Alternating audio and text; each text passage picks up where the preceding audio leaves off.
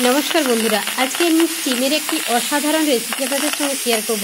এই শীতকালে সিম আর মটরশুঁটি দিয়ে এই রেসিপিটা খেতে বেশ ফাটাফাটি লাগে। ভাত রুটি পরোটা যার সাথেই খাবেন তাতেই কিন্তু খুব সুন্দর লাগবে খেতে। চলুন আমি রেসিপিটা কিভাবে বানাচ্ছি আপনারা পুরো ভিডিওটা দেখতে থাকুন, একটু স্কিপ করবেন না।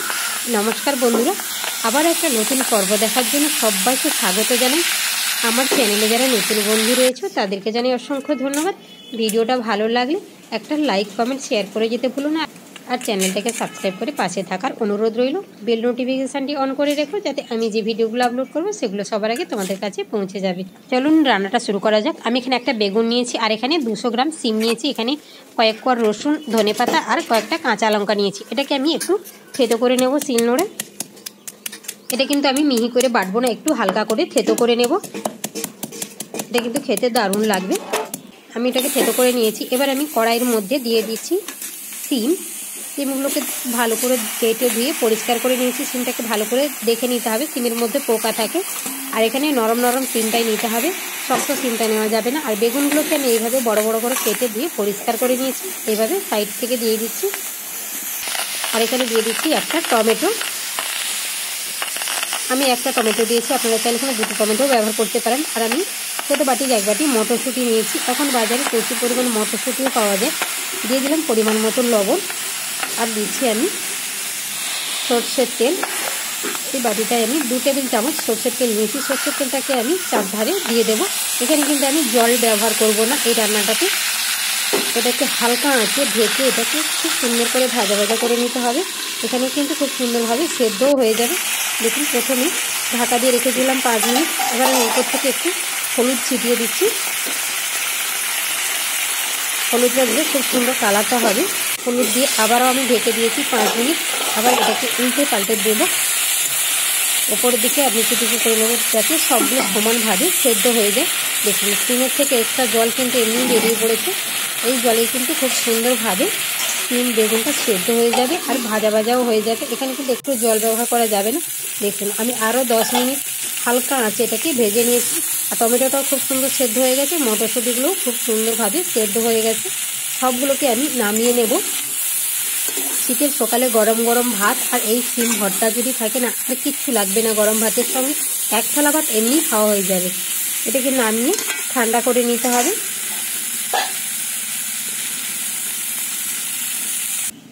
ঠান্ডা হয়ে গেছে। এবার আমি টমেটোর খোসাটাকে ছাড়িয়ে নিয়েছি। সিম বেগুন আর টমেটো সবগুলোকে খুব ভালো করে মেখে নিতে হবে। আপনারা এটা মিক্সিতে পেস্টও করবেন না, হাত দিয়ে মেখে নেবেন। যেহেতু সবগুলো সুন্দরভাবে সেদ্ধ হয়ে গেছে, মটরশুঁটিগুলোও এখানে একটু হাত দিয়ে মাখিয়ে নেবেন। সব কিছুকে আমি ভালো করে মাখিয়ে নেব। এদিকে কড়াইটা আমি গরম করার জন্য বসিয়ে দিয়েছি। দিয়ে দিলাম আমি 1 টেবিল চামচ সরষের তেল। দিয়ে দিলাম গোটা জিরে। এখানে একটা বড় সাইজের পেঁয়াজকে আমি কুচিয়ে নিয়েছি, সেটা দিয়ে দেব।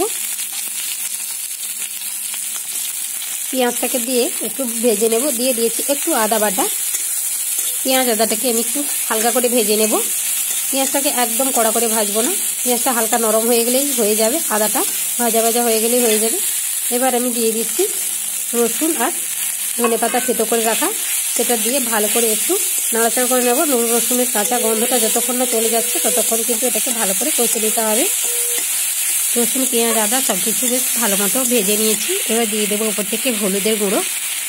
আমি সেখানে হলুদ দিয়েছিলাম, সেইগুলো পরিমাণটা একটু বুঝে দিতে হবে। হলুদটাকে দিয়ে আরও আমি 10 সেকেন্ড মতো নাড়াচাড়া করে সব কিছুর সঙ্গে মিশিয়ে নিয়েছি। এবার আমি টমেটোটাকে মাখিয়ে নিচ্ছি। আগে সিম আর বেগুনটাকে আর মটরশুঁটিটাকেও মাখিয়ে নিই। টমেটোটাকেও খুব ভালো করে সিম আর বেগুনের সঙ্গে মাখিয়ে নিতে হবে, একটু যেন টমেটোটার মধ্যে দানা দানা না থাকে। টমেটোর দানা থাকলে একটু পরেই কিন্তু গলে যাবে। এদিকে আমার মশলাটা ভাজা হয়ে গেছে। এবার আমি সিম বেগুন মাখাটা দিয়ে দিচ্ছি। আমি দিয়ে সব কিছুকে খুব ভালো করে মিশিয়ে নেব। আঁচটাকে অল্প রেখে এটাকে কিন্তু করতে হবে। দিয়ে দিচ্ছি লবণ আর একটু মিষ্টি চিনি। আপনারা চাইলে চিনিটা এড়িয়েও যেতে পারেন। সব কিছুকে খুব ভালো করে মিশিয়ে নেব 2 থেকে 3 মিনিট মতো। আঁচটাকে হালকা রেখে এটাকে ভালো করে মিশিয়ে ভেজে নিতে হবে। খুব সুন্দর একটা গন্ধ ছাড়ছে। আপনারা চাইলে এখানে একটু গরম মশলাও ব্যবহার করতে পারেন। যেহেতু আমি ভর্তা করছি সেই জন্য গরম মশলাটা আমি ব্যবহার করছি না, কিংবা আপনারা জিরের গুঁড়ো ব্যবহার করতে পারেন। আমি এখানে জিরের বাটাটা ছিল হাতের কাছে, সেজন্য সে জিরের বাটাটা দিয়ে দিয়েছি। আপনারা চাইলে জিরে গুঁড়োটা ব্যবহার করতে পারেন।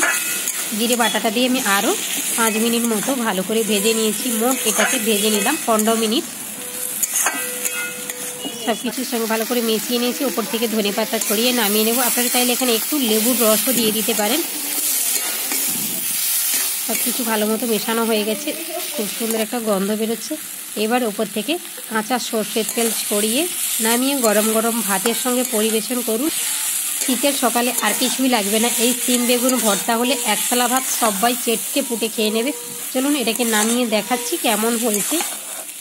দেখুন নামিয়ে নিয়েছি, দেখতে কিন্তু দারুণ লাগছে, খেতেও কিন্তু অসাধারণ হয়। এই শীতে একবার বানিয়ে দেখবেন। দেখা হবে আবারও কোনো দিন, আবারও কোনো নতুন রেসিপি নিয়ে। ততক্ষণ সবাই ভালো থাকুন, সুস্থ থাকুন।